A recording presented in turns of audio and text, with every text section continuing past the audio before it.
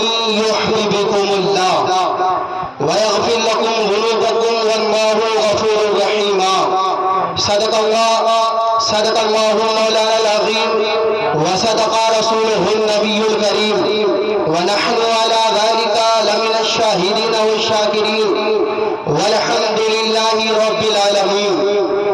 گفت و شنید سے قبل ہماری اور آپ کی گفتگو کچھ آگے بڑھے. سب سے پہلے آقائے نامدار مدینے کے تاجدار دونوں عالم کے مالک و مختار لمبے ہاتھوں سے بھیک دینے والے آقا, سنہری جالیوں میں آرام فرمانے والے آقا, شفاعتی اہل القبائل کا نغمہ جافزہ سنانے والے آقا, شمس الضحا بدر الدجا صدر العلا نور الہدا کافی الورا, مصباح غلم جمیل الشیم شفیع الامم صاحب الجود والکرم, جناب احمد مجتبی محمد مصطفیٰ صلی اللہ تعالی علیہ وسلم کی بارگاہ میں پورا مجمع والہانہ عاشقانہ غلامانہ انداز میں درود پاک کا ہدیہ نچھاور کرے اور پڑھے بآواز بلند, اللہم صلی علی سیدنا و مولانا محمد بارک وسلم صلاۃ و سلام علیک یا رسول اللہ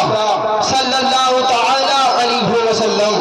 فخر زمین و زمان سرمایہ علم و فن بریلی کے تاجدار ہم غربائے اہل سنت کے مددگار, آیت من آیات اللہ معجزت من معجزات رسول اللہ, کنز الکرامت جبل الاستقامت غواز بحر معرفت سیدنا سرکار اعلی حضرت عظیم البرکت مجدد دین و ملت رضی اللہ تعالی عنہ بڑے ہی پیارے انداز میں جب نبی کی عظمت بیان کرتے ہیں, نبی کی شان و شوکت کو بیان فرماتے ہیں تو فرماتے ہیں واہ کیا جود و کرم ہے شہ بتہا تیرا, واہ کیا جود و کرم ہے شہ بتہا تیرا, نہیں سنتا ہی نہیں مانگنے والا تیرا. اور اعلیٰ حضرت بولے میں تو مالک ہی کہوں گا کہ ہو مالک کے حبیب, میں تو مالک ہی کہوں گا کہ ہو مالک کے حبیب, یعنی محبوب و محب میں نہیں میرا تیرا, یعنی محبوب و محب میں نہیں میرا تیرا. حضرات گرامی, حضرت امام بصوری قصیدہ بردہ میں فرماتے ہیں کہ تمتعته النصارى في نبيهم واحكم بما شئت مدحا فيه واحتكم. فرماتے ہیں کہ اے مسلمان تو اپنے نبی کے بارے میں وہ بات نہ کہے جو نصارہ نے کہا, جو عیسائیوں نے کہا. عیسائیوں نے کیا کہا؟ عیسائیوں نے کہا کہ حضرت عیسیٰ علیہ السلام معاذ اللہ خدا ہے, معاذ اللہ حضرت عیسیٰ علیہ السلام خدا کے بیٹے ہیں, معاذ اللہ. حضرت امام بصوری فرماتے ہیں کہ اے مسلمان تو اپنے نبی کے بارے میں وہ بات نہ کہے جو عیسائیوں نے کہا, بلکہ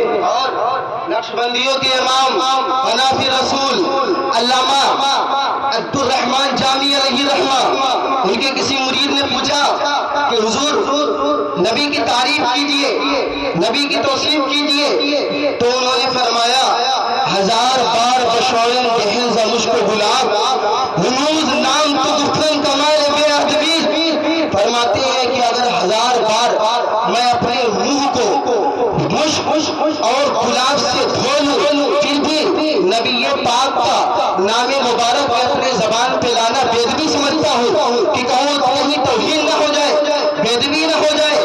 اور آج کا یہ وہابی دیوبندی نجدی تبلیغی کہتا ہے نبی ہماری طرح ہے معاذ اللہ، نبی مر کر مٹی میں مل گئے معاذ اللہ، نبی کو پیٹھ پیچھے کا علم نہیں معاذ اللہ۔ تو اے مسلمانوں، اگر تم کو نبی کی عظمت پوچھنی ہو، نبی کی رفاعت پوچھنی ہو، نبی کی شان و شوکت پوچھنی ہو، تو ان وہابیوں سے نہ پوچھو، ان دیوبندیوں سے نہ پوچھو، ان تبلیغیوں سے نہ پوچھو، بلکہ اگر نبی کی شان پوچھنی ہو، نبی کی عظمت پوچھنی ہو تو حضرت ابوبکر صدیق سے پوچھو، حضرت عمر فاروق اعظم سے پوچھو، حضرت عثمان سے پوچھو، حضرت مولا کائنات سے پوچھو، حضرت امام حسن سے پوچھو، حضرت امام حسین سے پوچھو، غوث و خواجہ سے پوچھو، اعلیٰ حضرت سے پوچھو۔ اور جب اعلیٰ حضرت سے پوچھو گے تو اعلیٰ حضرت یہی اعلان کرتے ہوئے نظر آئیں گے، یہی فرماتے ہوئے نظر آئیں گے، یہی کہتے ہوئے نظر آئیں گے سب سے اعلیٰ و اعلیٰ ہمارا نبی، سب سے اعلیٰ و اعلیٰ ہمارا نبی، دونوں عالم کا دولہ ہمارا نبی، کچھ گئی جس کے آگے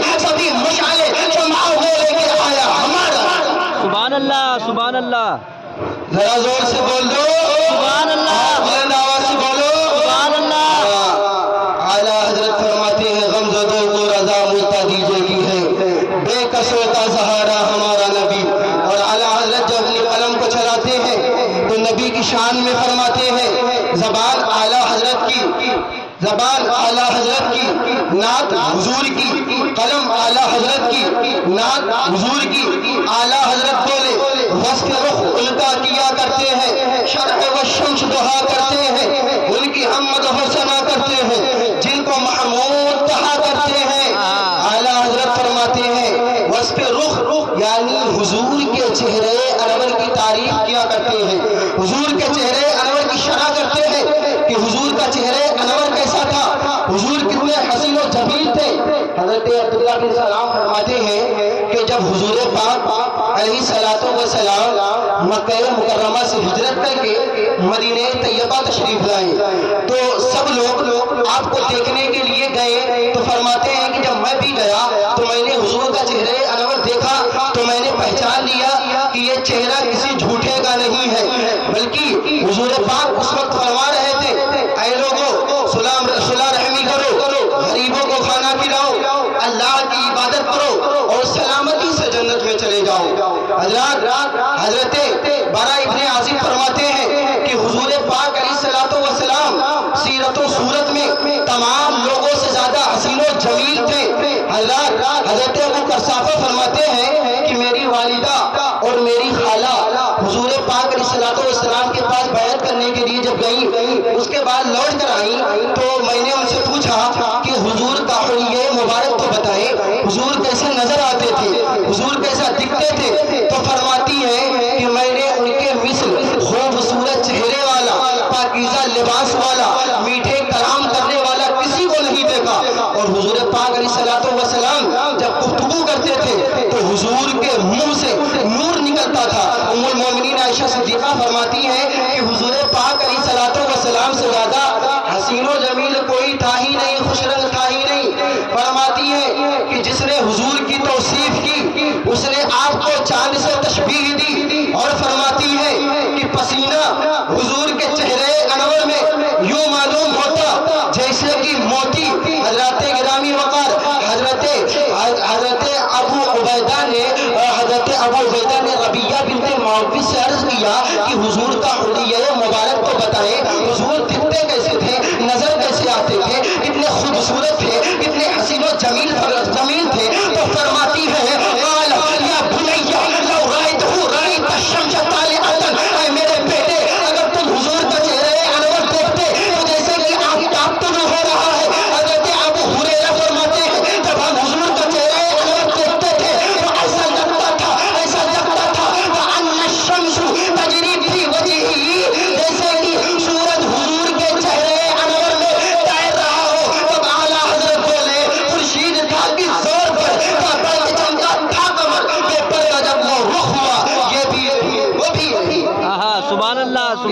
نبی کی عظمت، نبی کی رفعت، نبی کی شان و شوکت، ذرا مچل کے بول دے سبحان اللہ، دونوں ہاتھوں کو اٹھا کر بولے سبحان اللہ۔ رات اعلیٰ حضرت فرماتے ہیں سورج الٹے پاؤں پلٹے چاند اشارے سے ہو چاک، سورج الٹے پاؤں پلٹے چاند اشارے سے ہو چاک، اندھے نجدی دیکھ لے قدرت رسول اللہ کی۔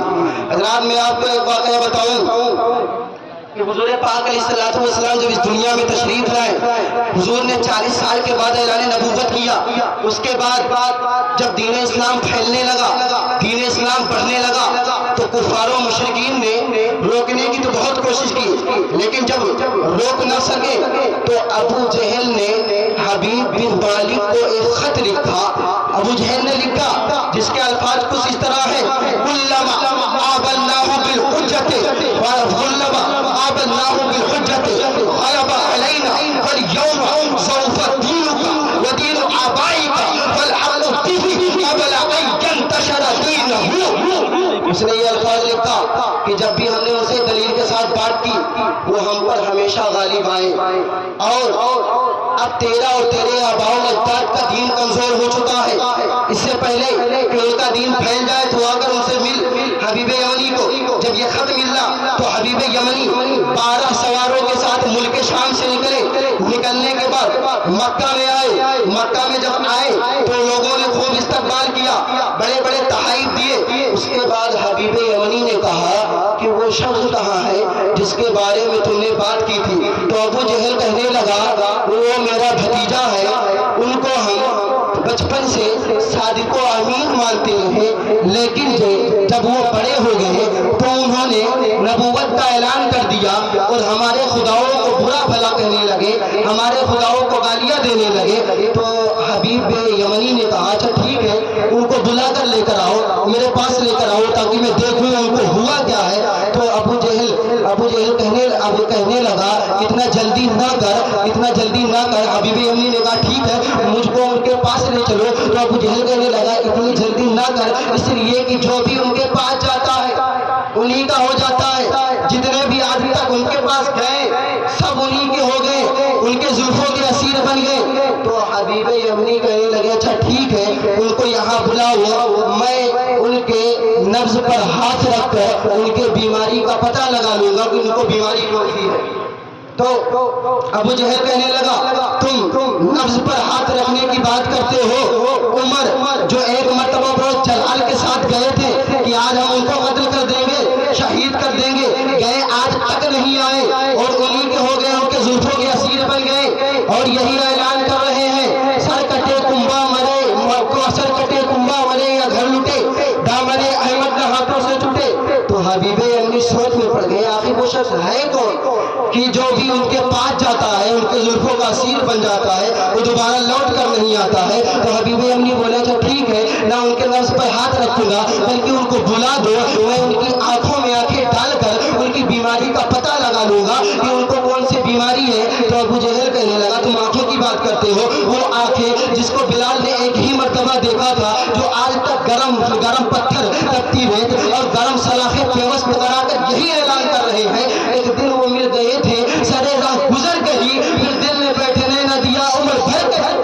سبحان اللہ۔ بولے کہ اچھا حبیب یمنی بولے ٹھیک ہے ان کو بلاؤ تو بولے اچھا ٹھیک ہے نہ ان کے نبض پر ہاتھ رکھوں گا نہ ان کی آنکھوں میں آنکھیں ڈالوں گا بلکہ ان کو بلاؤ، وہ آئیں گے میں ان سے بات کروں گا، گفتگو کروں گا، وہ بولیں گے میں ان کے گفتگو سے ان کی بیماری کا پتہ لگا لوں گا۔ تو ابو جہل کہنے لگا تم بات کی بات کرتے ہو، کلام کی بات کرتے ہو، گفتگو کی بات کرتے ہو، وہ تو باتوں تو کنکریوں سے کلمہ پڑھا لیتا ہے، پتھروں سے کلمہ پڑھا لیتا ہے، اور یہ واقعہ خود میرے ساتھ ہو چکا ہے۔ ابو جہل کہنے لگا یہ واقعہ خود میرے ساتھ ہو چکا ہے۔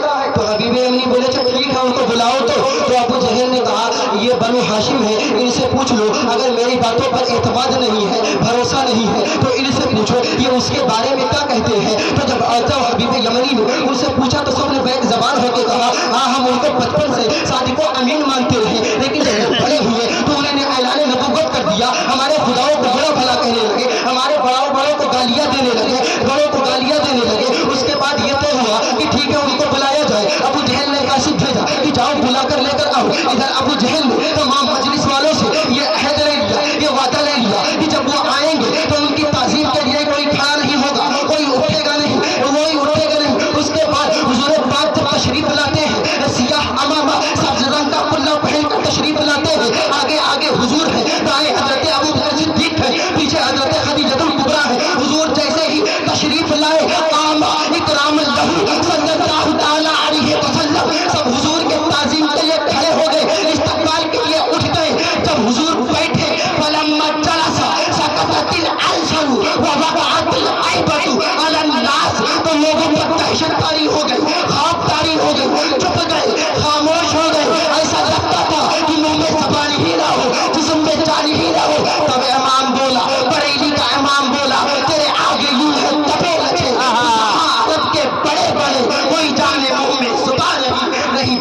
जिस्म में जान है। बेशक सुभान अल्लाह सुभान अल्लाह या रसूल अल्लाह या अली जिंदाबाद जिंदाबाद जिंदाबाद जिंदाबाद जिंदाबाद अल्लाह अकबर या रसूल अल्लाह। अब हुजूर पाक अलैहिस्सलातु वस्सलाम तशरीफ लाए। उसके बाद हबीब अमनी ने गुफ्तगू शुरू की। हबीब अमनी ने कहा या मुहम्मद अंता तालमु अन्न लिल अंबियाई कुल्लहुम मौजिज़ात व अलका मौजिज़तुन। ऐ मोहम्मद तुम जानते हो कि अंबिया के मौजिज़ात होते हैं, तो तुम्हारे पास कौन सा मौजिज़ा है? तुम कौन सा मौजिज़ा लेकर आए हो? हुजूर पाक अलैहिस्सलाम ने फरमाया फ़क़ाला अलैहिस्सलाम माज़ा तुरीद। हुजूर ने फरमाया तो चाहता क्या है, कौन सा मौजिज़ा देखना चाहता है? जब हुजूर ने इख्तियार दिया, मुतलक इख्तियार दिया, तो हबीब यमनी बोले फ़क़ाला हबीबु उरीदु अन तुग़ीब अश-शम्स व तुख़रिजुल क़मर व तुनज़िलहु इलल अर्द मुनशक़्क़न निस्फ़ैहि सुम्मा यऊदु इला समाई क़मरन मुनीरा। बोले मैं ये चाहता हूँ कि तुम सूरज को गुरूब करो, चांद निकालो, चांद को निकालने के बाद उसको जमीन पर लाओ, जमीन पर लाने के बाद उसके दो हिस्से करो, दो हिस्से करने के बाद फिर उसको वहीं पहुंचा दो। हमारा बदरम मुनीरा, और वो जाकर वहीं रोशन हो जाए, चमकने लगे। हुजूर पाक ने फरमाया फ़क़ाल अलैहिस्सलाम इन फ़अल्तु अतुमिन बी। नबी ने फरमाया अगर मैं ऐसा कर दूं तो क्या तुम मुझ पर ईमान लाएगा? तो हबीब यमनी बोले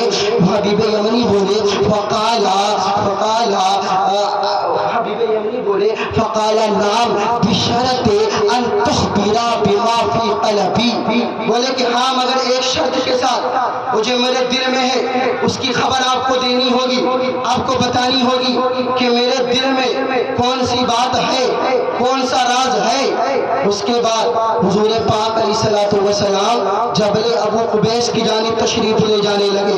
जब हुजूर पहाड़ के जानिब जाने लगे फसईदा रसूलुल्लाह सल्लल्लाहु अलैहि वसल्लम इलल जबल फसल्ला रकअतैन सुम्मा दा'a रब्बहु फनज़ला जिब्रील अलैहिस्सलाम इन्नल्लाह तआला सख़्ख़रा लका अश-शम्स वल क़मर वल लैल वल नहार या रसूल अल्लाह इन्ना लिहबीब इब्न मालिक बिन्त सतीहत साक़ितत अला क़फ़ाहा वलैस लहा यदान वला रिजलान वला ऐनान फ़अख़बरहु बिअन्न अल्लाह तआला क़द रद्दा जवारिहा या रसूल अल्लाह।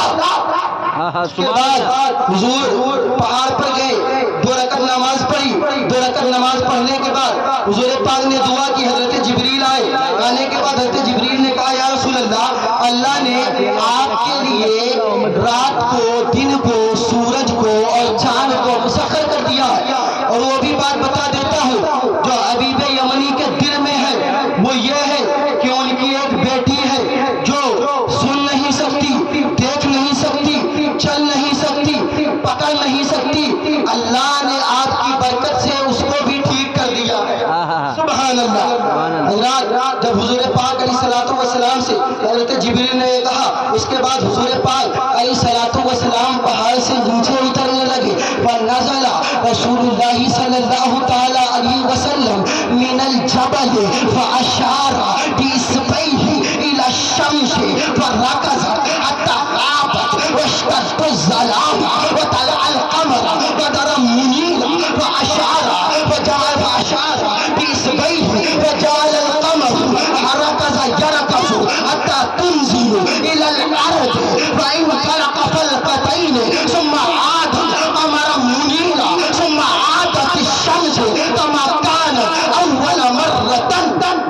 उसके बाद हुजूर पहाड़ से नीचे आए। आने के बाद हुजूर पाक ने अपनी उंगली का एक इशारा किया। उंगली का इशारा सूरज की जानिब किया। सूरज को डुबो दिया। डुबोने के बाद चांद निकाला। चांद निकालने के बाद उसको जमीन पर लाए। जमीन पर लाने के बाद उसके 2 हिस्से किया। 2 हिस्सा करने के बाद फिर उसको वहीं पर कर दिया और वो जाकर वो तलअल क़मर बदरन मुनीरा वहीं जाकर चमकने लगा, रोशन हो गया, चमकने लगा।